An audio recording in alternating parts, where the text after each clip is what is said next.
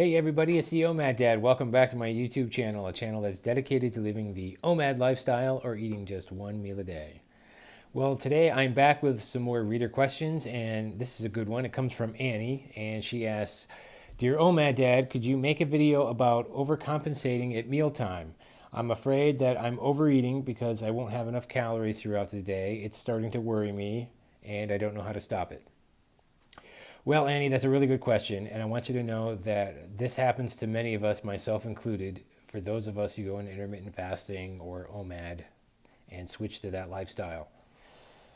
Often what we do is we kind of extend our window maybe a little bit longer than we should, or we kind of shovel more food in than we really need to, even if we're already full, because of several factors, and I'm going to address those today in this video, and they're very important, very key factors here. So number one, I think mostly what it comes down to is a fear around fasting. We have this embedded fear within us about fasting. Some of it is, psychological, from people outside saying that, going without a meal is going to kill you or it's going to be wrong. But there's also something in our DNA that seeks out fuel and seeks out energy. That's just how it is, and it leads me into the second point, and that is sometimes we have a fear of hunger.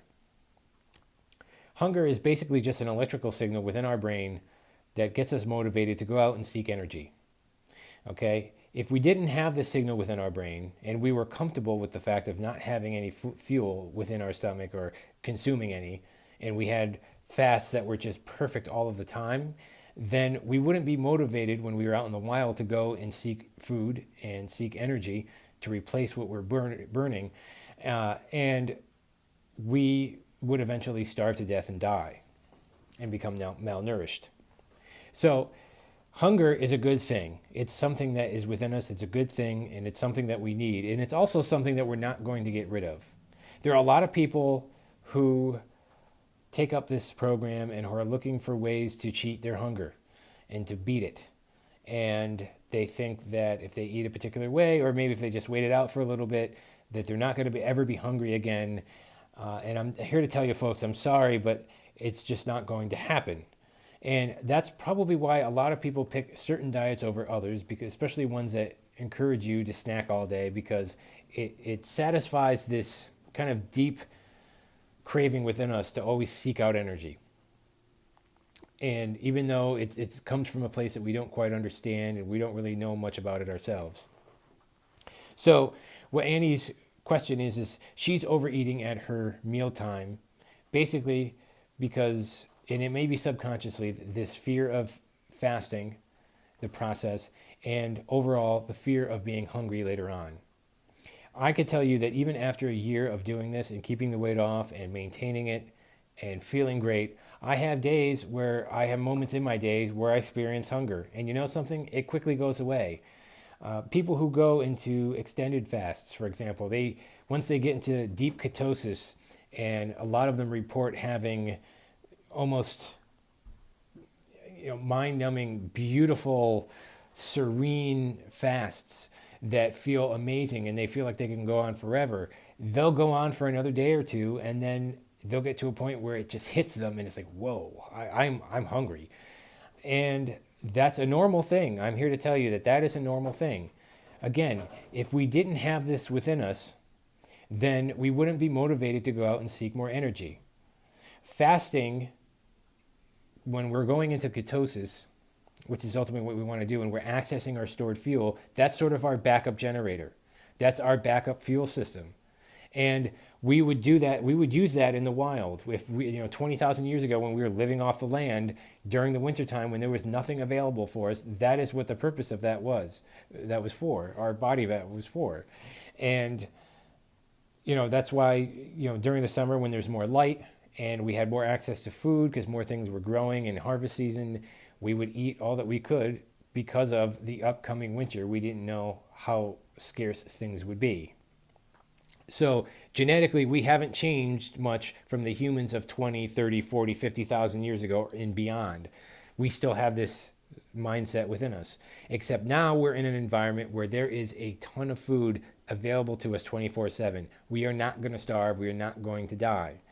Okay? There is no way we're going to become malnourished. There's no way we could possibly run out of food. The market is flooded. We are just fine. So we have to work to getting over our fear of fasting, and we have to work on getting over our fear of being hungry. And it's a tough one. It does take some time. And that's where the awareness comes in of just stepping back, kind of watching your thoughts and seeing the feeling, sitting with your hunger for a second, experiencing it. You'll find out what true hunger is. Often those little hunger pangs that you get later on during the day, it could be just a psychological craving. It could be a little bit of hunger, but something just because of that's a routine that you used to have years ago. But if you sit with it for any length of time, you'll notice that it quickly goes away, and then you're right back to your day. You're feeling fine, and then deep down, mentally, psychologically, that my next meal is going to be coming up soon. I'm not going to miss out on food. So, if you find yourself overeating, what is a strategy that you could use? Well, what I used to do when I first started out was I would pre-count my calories ahead of time. I'd plan out what my meal was going to be for the day for my OMAD. And I would just go and get a rough calorie count on any sort of calorie counting app or Googling some of the food items that I was going to eat. And then I'd add them up and total them and see where I was at.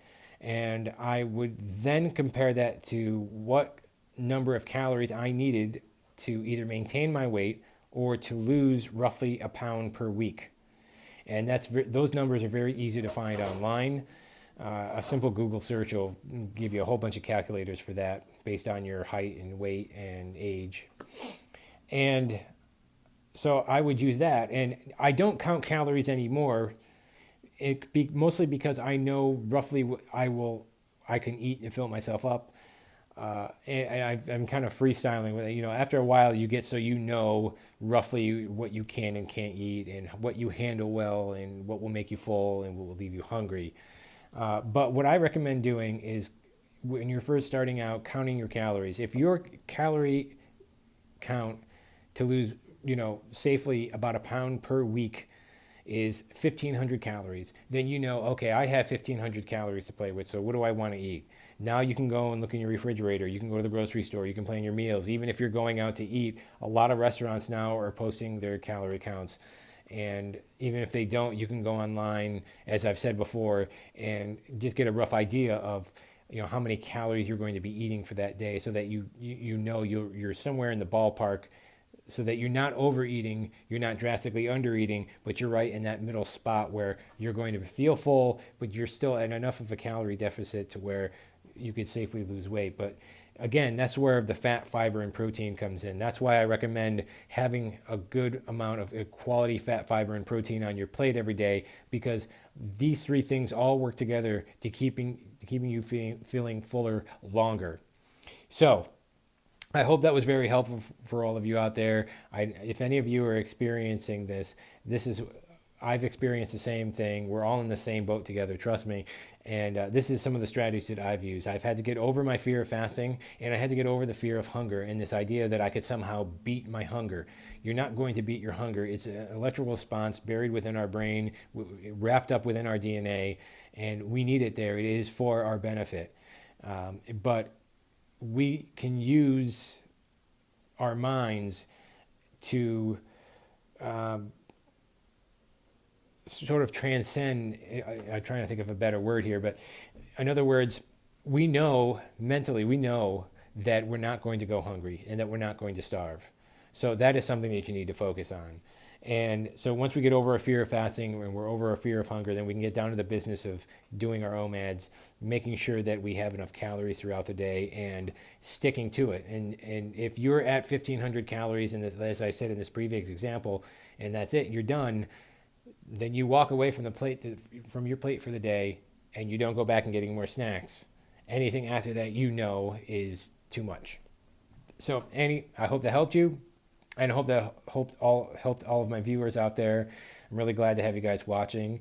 And that is it for me today. I've got plenty more content coming up, so don't forget to subscribe or to keep posted. We'll be coming out with some more videos very soon. I hope you have a great day, and I hope you have a very happy OMAD.